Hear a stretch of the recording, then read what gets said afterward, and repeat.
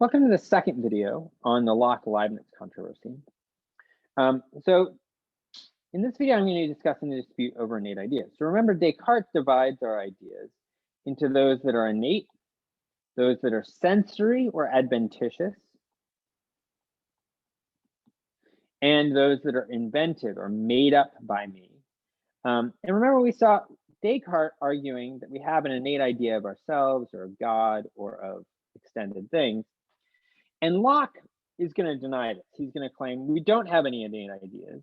And so he's not going to deny the sources of these ideas, right? I mean, he does think that God exists, that we have the senses, that we have the will. But he's going to deny that there are any ideas of type 1, that there are any ideas that are innate in our minds. And he argues we should reject innate ideas in two ways. So first, he's going to argue against their possibility negatively, right? He's going to claim, look, innate ideas are impossible. They just don't make any sense. And then secondly, he's going to argue positively that all of our ideas can be accounted for by appealing to ideas of types 2 and 3, adventitious and invented ideas. This two-part strategy is reflected in the structure of Locke's essay concerning human understanding. Book 1, which is the part that we've looked at in part, gives the negative argument against the possibility of innate ideas. And books 2 and 4 give the positive argument, to give the account of how we can make sense of all of our ideas just on the basis of sensory and invented ideas. And we're not gonna look at the positive argument in this class, but we're only going to look at the negative argument in the sections of book 1. And to get a sense of Descartes or Locke's first argument, it makes sense. He's going to be responding to the argument from universal consent. Universal consent. There we go. So what is the idea of the argument from universal consent as Locke conceives of it? Well, the idea is that if you state very clearly general principles like 2 + 2 = 4, or what is,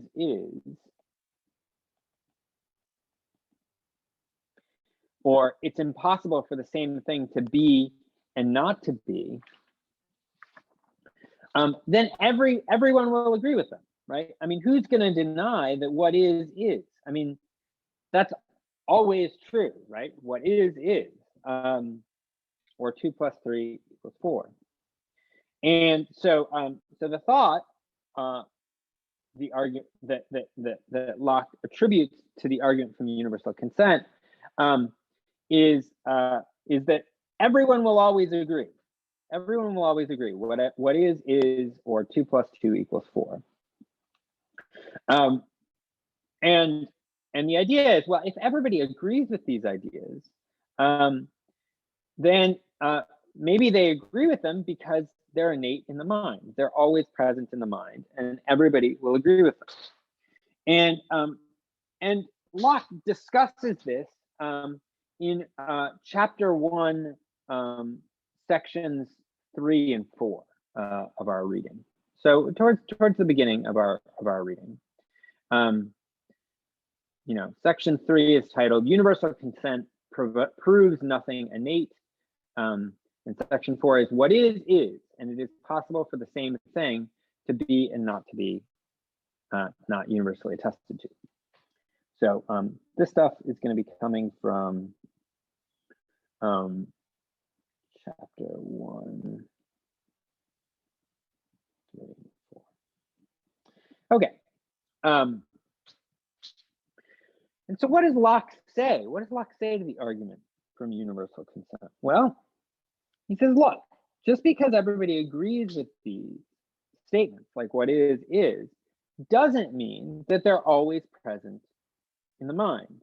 And it isn't the case, really, that they're universally assented to. Why? Why is it that they're not really universally assented to? Well, one must first learn language. One must learn what to means and what for means and what plus means and what equals means, right? What is means, what it is for something to be or not to be, right? So there are all these notions that you have to learn before you can assent to these things. And so because you have to learn all of these notions, Locke thinks, look, they're not universally consented to, because some, babies and idiots, as he puts it, in section 5, babies and idiots, they don't have these notions, and so they don't consent. They don't consent to these states. And so he thinks that refutes the argument for universal consent. Notice, though, in presenting these considerations against universal consent, Locke is making an assumption. He's assuming that innate thought has to be occurrent.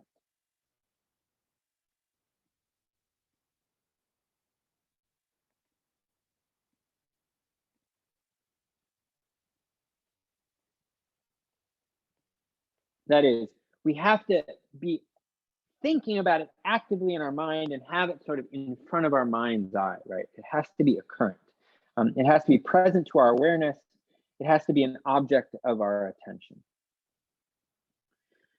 But Descartes and Leibniz would reject that in order for an idea to be innate, it has to be occurrent in the mind in this way.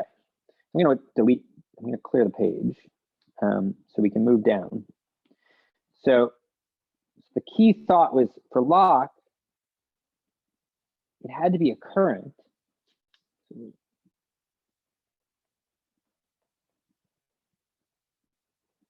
That was the assumption for end, sorry. But notice, I didn't have you guys read Descartes' comments on a broadsheet. They're in our book. So they're late selection in our book. So if you look in the table of contents for comments on a broadsheet, you'll see it. It's on page 216 and 215. We can see in this passage from comments on a broadsheet that that Descartes doesn't think innate ideas are always going to be concurrent. So here's what he says. He says, there's nothing in our ideas which is not innate to the mind or the faculty of thinking, with the sole exception of those circumstances that relate to experience, such as the fact that we judge that this or that idea, which we now have immediately before our mind, refers to a certain thing situated outside us. We make such a judgment not because these things transmit the ideas to our mind through the sense organs, but because they transmit something which at exactly that moment gives the mind the occasion to form these ideas by means of the faculty innate to it. So this is that idea of the blind man and his stick, and the thought is, well, when we perceive things, it's not that those things transmit the ideas to our mind, rather it's like we bump into them, right? They have a kind of causal efficacy, and that causal efficacy gives rise or provides the occasion for our own ideas through the faculty that we have innately. And he goes on and he says, I've never written or taken the view that the mind requires innate ideas, which are something distinct from my own faculty of thinking, right? So there it is. All that Descartes ever meant when he spoke of innate ideas are ideas that are part of one's capacity or faculty of thinking, and that arose out of this power. So he goes on to say, this is the same sense in which we say that generosity is innate to certain families, or that certain diseases such as gout or stones are innate in others. So we don't actually speak this way anymore. But he means, I mean, what he means by the innateness of generosity or gout or stones, he means there's something in the family makeup that makes its members predisposed to get certain kinds of disease. So according to Descartes, it's not that babies are born thinking innate ideas currently, right, paying attention to them or something. Rather, it's that they have a capacity to think these. They're predisposed to come to learn that 2 plus 2 equals 4, or what is, right? So there's a predisposition.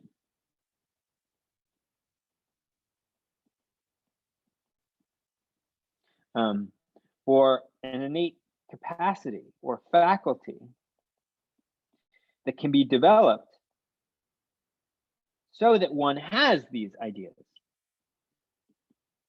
right? So it's not that we're always, have before our mind the idea of 2 plus 2 equals 4. No, it's just we have an innate faculty or capacity to come to learn that 2 plus 2 equals 4, or we have a predisposition to come to learn that 2 plus 2 equals 4, or what is. And so it's in that sense that we have innate ideas, Descartes thinks. There are these innate predispositions in our mind, like how certain families have a predisposition towards gout or stones or generosity.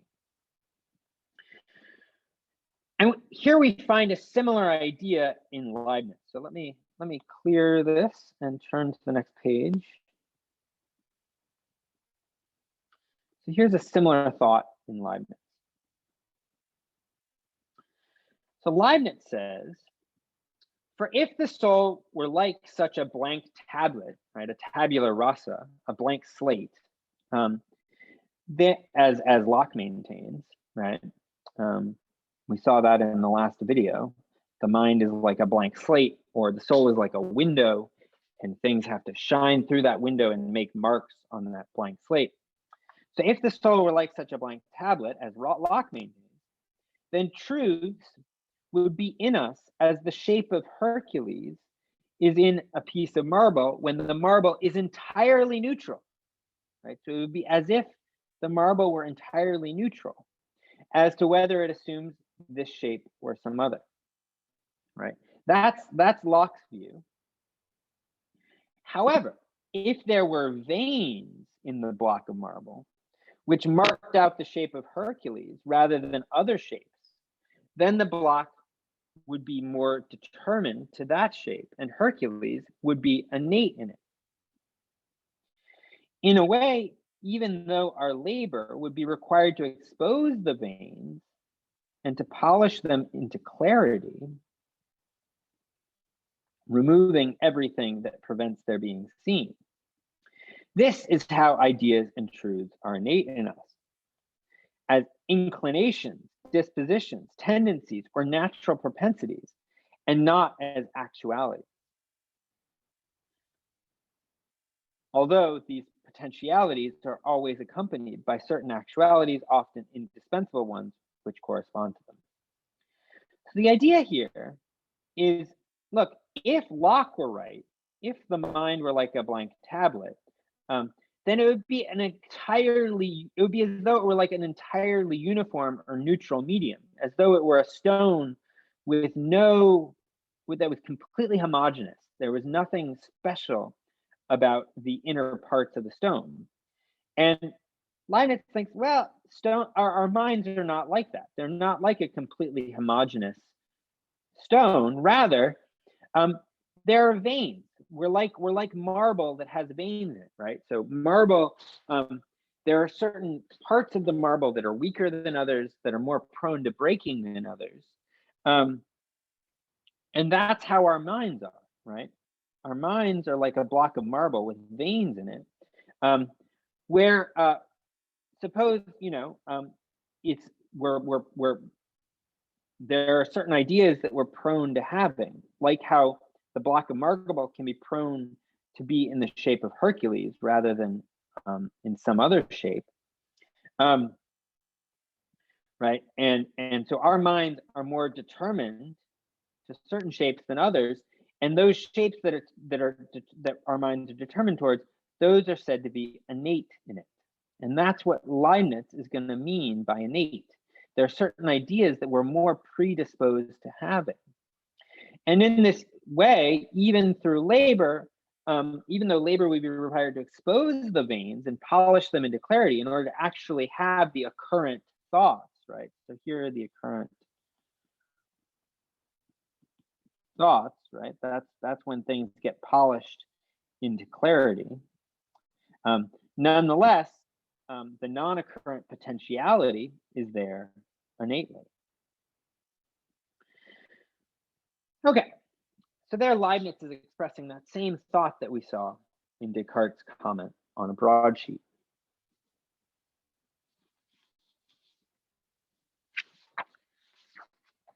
Okay.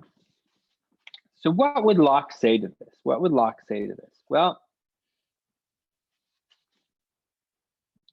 let me clear this, move down.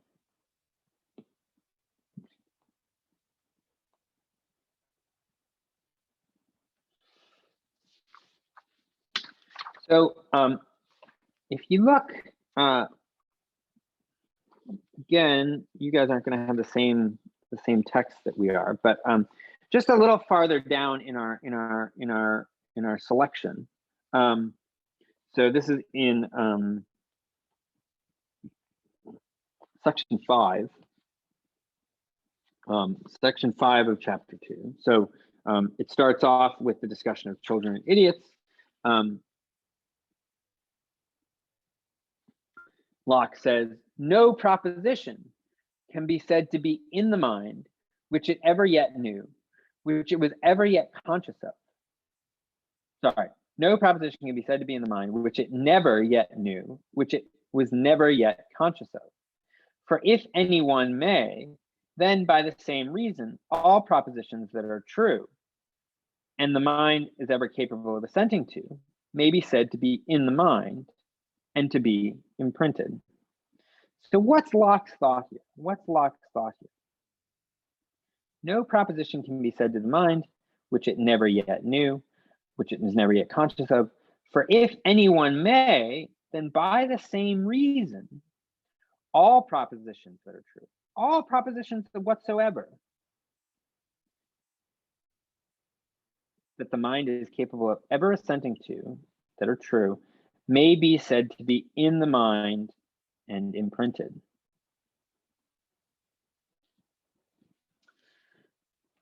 Okay.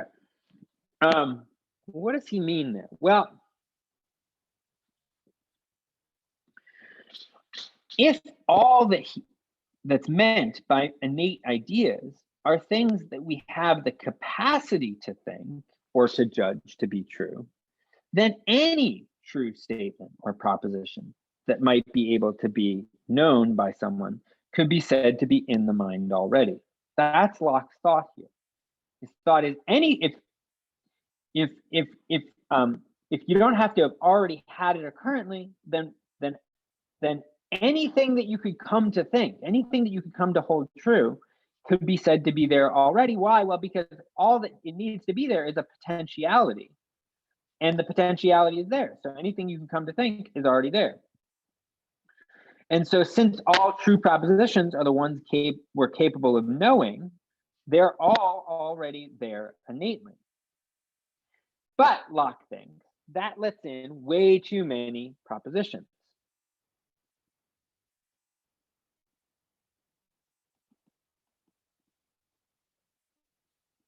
Going to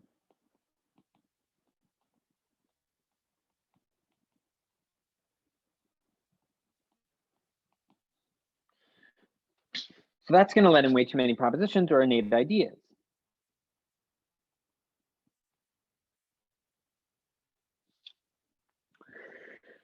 Now, what are Descartes and Leibniz going to say to that? Well, Descartes is going to try to mark a distinction between those ideas that we have innately from those ideas that we acquire in terms of their origin, right? The difference between adventitious and innate ideas. some of these ideas, the adventitious ideas, are going to be enlivened in us through our senses adventitiously, while others are in the intellect innately, put there by God, and can be discovered there. And in this way, Descartes will try to block this thought that all true propositions are innate, right? Because there's this important distinction between adventitious ideas and innate ideas. Still, both he and Leibniz are going to agree that, in a sense, all of our ideas are innate. So they're going to agree that in the way that Locke is thinking of innate ideas as things we have the propensity to believe, it's true. All of our ideas are innate because all of the ideas are there potentially.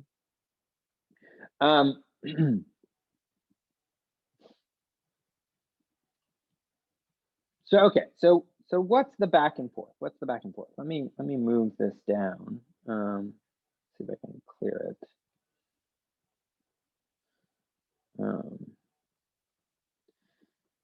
So what's the back and forth? So we saw, you know, the opening salvo from Descartes and Leibniz is, well, there are things that claim universal consent, like 2 + 2 = 4. Locke says, well, but that's an illusion, right? We've got babies and idiots who wouldn't agree. To which Descartes and Leibniz respond, but you're thinking innate ideas have to be occurrent thoughts, but they aren't occurrent thoughts. Rather, they're mere propensities or potentialities, possibilities. And then Locke responds, well, but if that's true, any idea that we can have is a potential idea or a possible idea. And so everything we can know is innate. And to that, Descartes and Leibniz are going to respond, well, sort of, you have a point. Still, there's an important distinction between innate ideas that we find within ourselves and adventitious or sensory ideas that seem to be passively received from outside, from causal effects, from the causal effects of objects outside us. Okay, and so that's roughly the back and forth between Descartes and Leibniz and Locke. One thing that I want to talk about in class is I want to take a step back and ask, well, how does Locke agree with Descartes and Leibniz against the scholastics? I mean, in what sense are we thinking, in what sense can we see that Locke really is a modern thinker and he's a post-Aristotelian thinker? And so in what ways does he agree with Descartes and Leibniz against the scholastics, the Aristotelians? And I want to talk about that in class. Okay, I will see you there.